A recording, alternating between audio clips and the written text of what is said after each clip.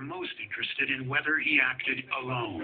The head of his accounting firm, David Freeling, has already been charged with securities fraud. But suspicion falls most heavily on members of the Madoff family. I find it very hard to believe that none of his family knew anything about it.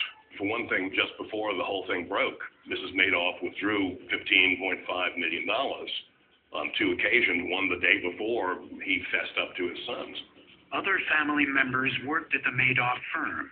Some of them lost money in the Ponzi. At a family level, it's a fascinating story, almost Shakespearean in some of the dynamics that must have gone on.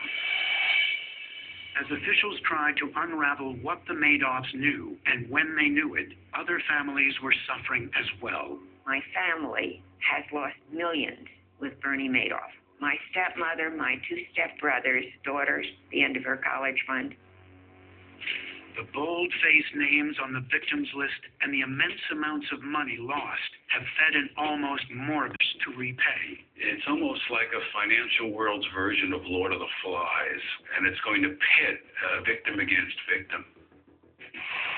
The losses have been devastating for so many people, but the most wrenching story so far is that of a man who staked everything on Madoff. Terry de la Villechais, who managed one of the feeder funds, was arrested. Not only was he a French nobleman, he was a noble man. He was an honorable man.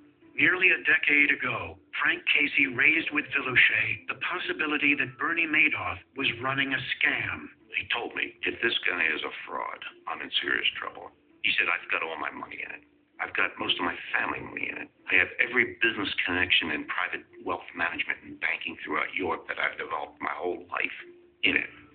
I believe Proud individual who was so horrified that he was involved in Madoff and caused all of these losses for people that he took responsibility in the ultimate and quite hideous crimes have cast a long shadow. I've never seen anything like this. I've never read about anything like this. Nothing on this scale. Nothing that swept so far around the world. Nothing that lasted so long. Nothing that brought in so many sophisticated investors. this is not just some engineered financial product that collapsed. This thing wiped out people. Destroyed America's confidence in the masters of the universe. Bernie Madoff was a hero of our time, the way a lot of our heroes once were. And then came the day of reckoning. Bringing Bernie Madoff down from a hero to the nation's greatest villain.